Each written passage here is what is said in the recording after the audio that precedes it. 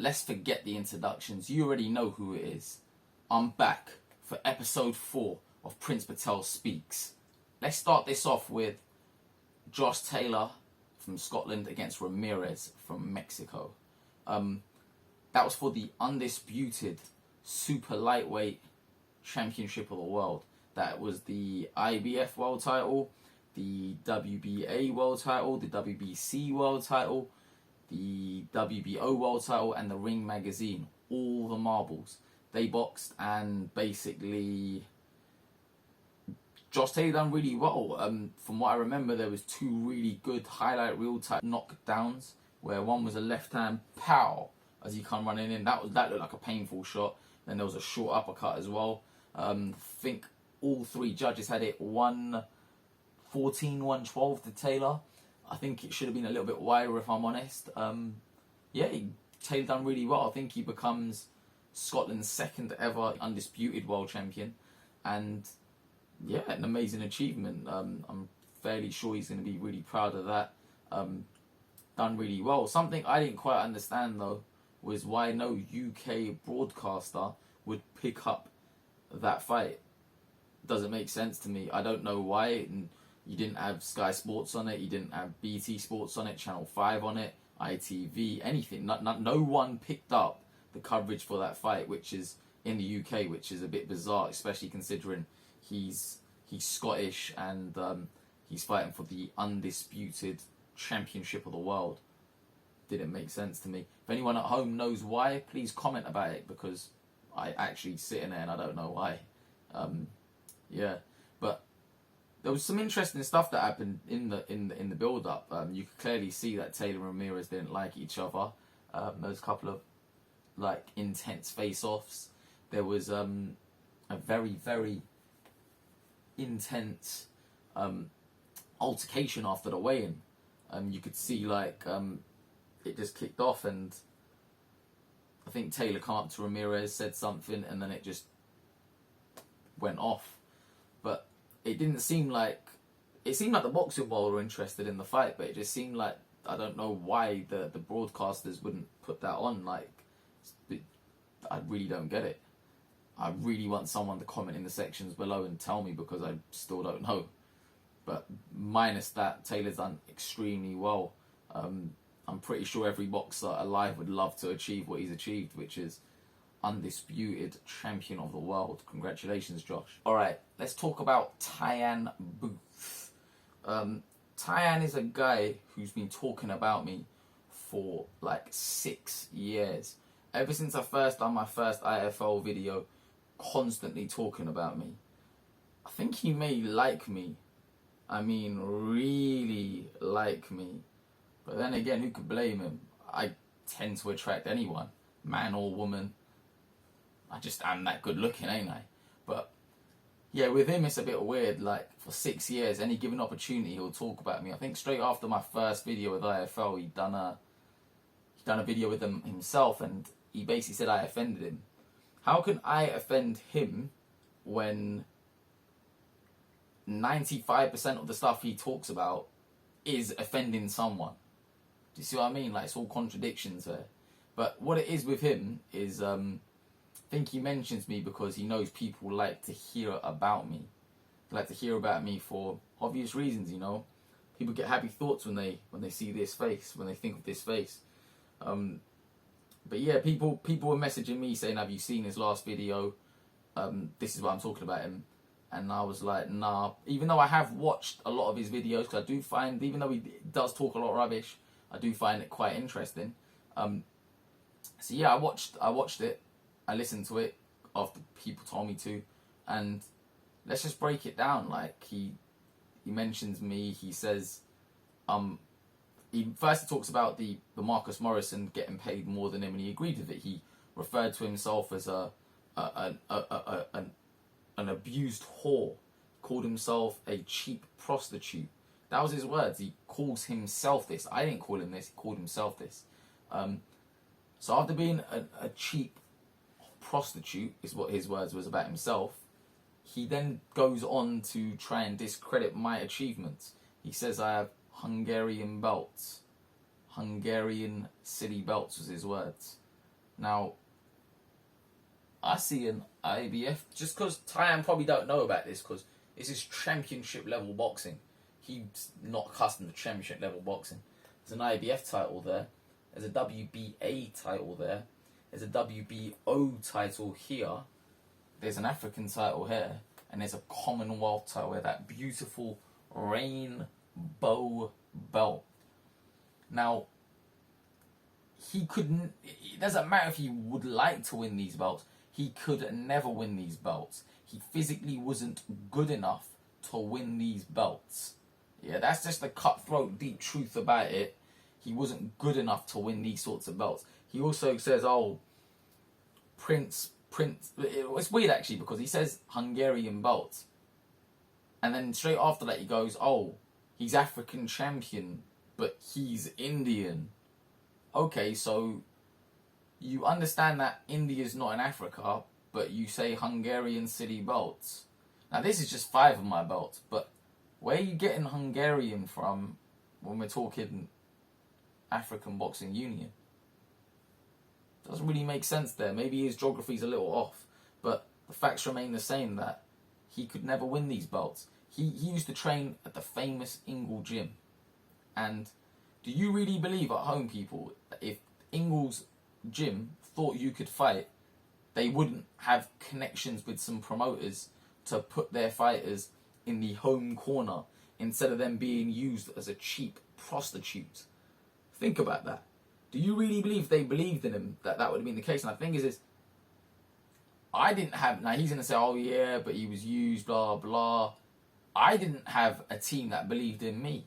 I went out and I made it happen. That's the difference between me and him. I make things happen. But yeah, man, just sounds to me as if he's bitter and he's a hater, man. He's jealous. Jealous of my achievement, jealous of my accomplishments, because he just physically wasn't good enough and was used as a cheap prostitute.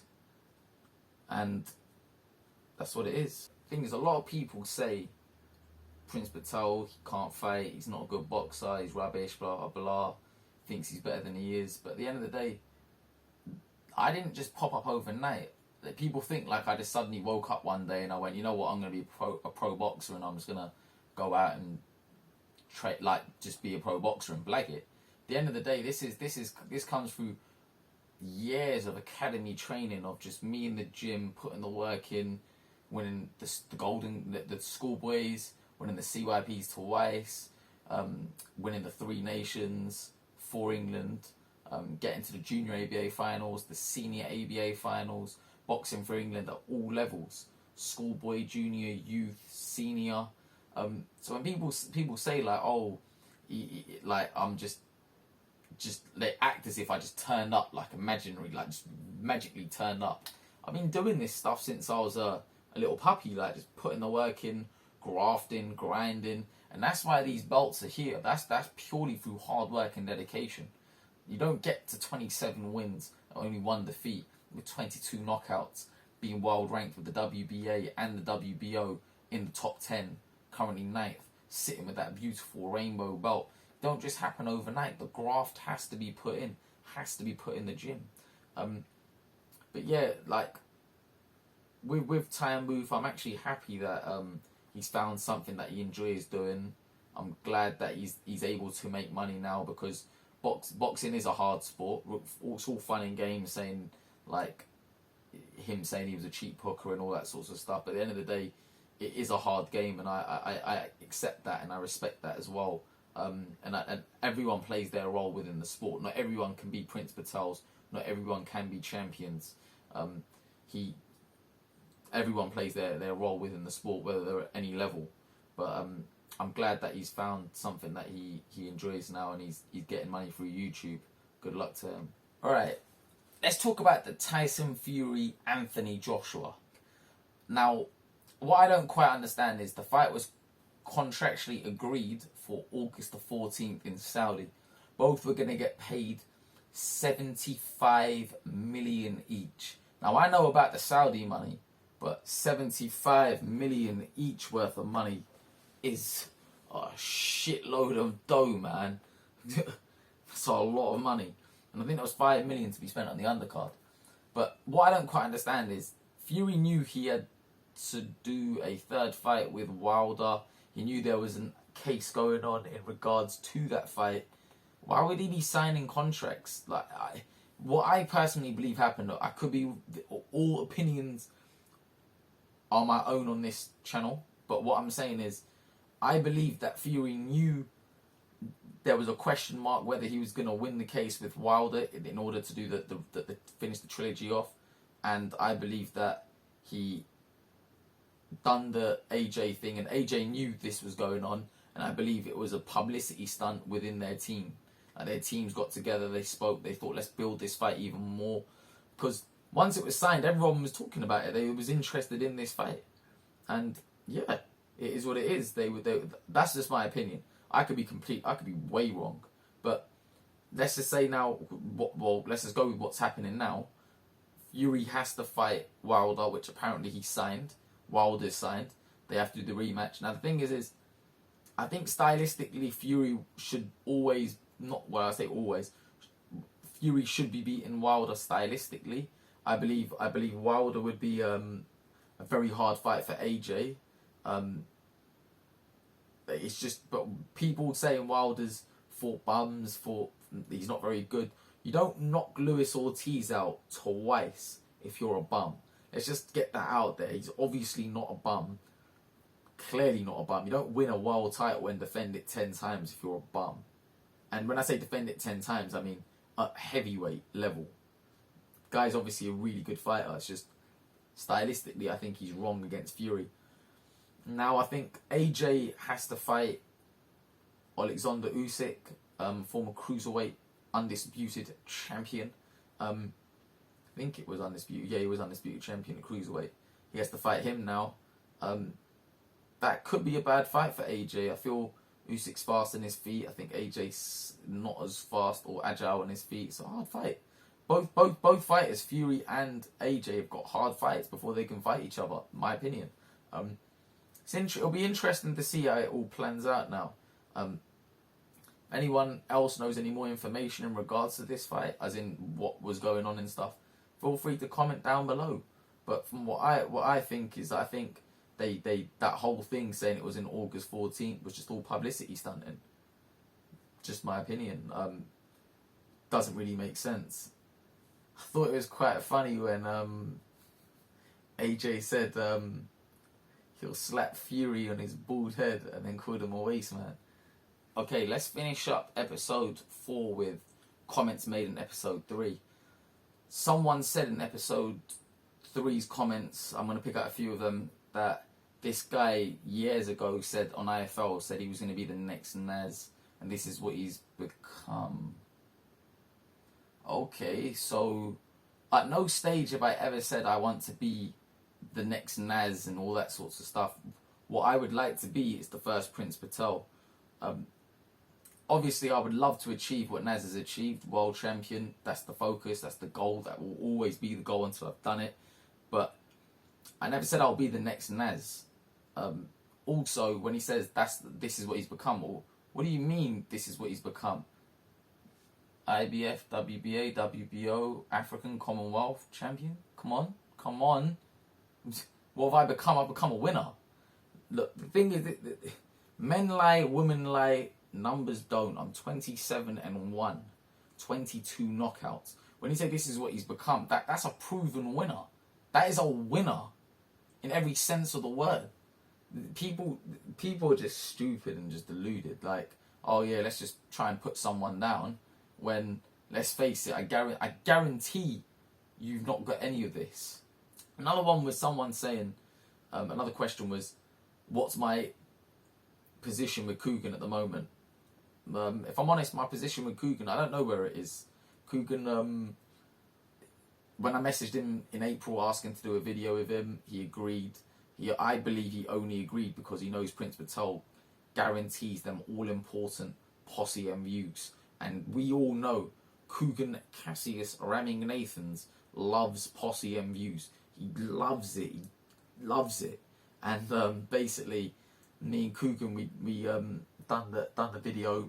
We got obviously the all important posse and views, and yeah, we're gonna push forward. But what I'm gonna say is, I don't actually know where the position is with him. And to answer the rest of the question, what was the issue over before? I had promised Coogan before I would never tell people, so I'm a man of my word. I'm gonna honor my word, and I'm not gonna say what it was. All right, the next point in the YouTube questions was someone said, nice, and then, so you think it's gonna be a good comment, and then it was like, Toys R Us belts. So I'm thinking to myself, all right, nice Toys R Us belts, yeah, okay. I didn't know you can get IBF, WBA, WBO, African and Commonwealth titles in Toys R Us. Now let's face it, if you could buy these belts in Toys R Us, you'd be spending a hell of a lot of money on them. And the person who made them comments clearly has never won even a raffle ticket in their life. It's just crazy people. Like, literally just envious, jealous people.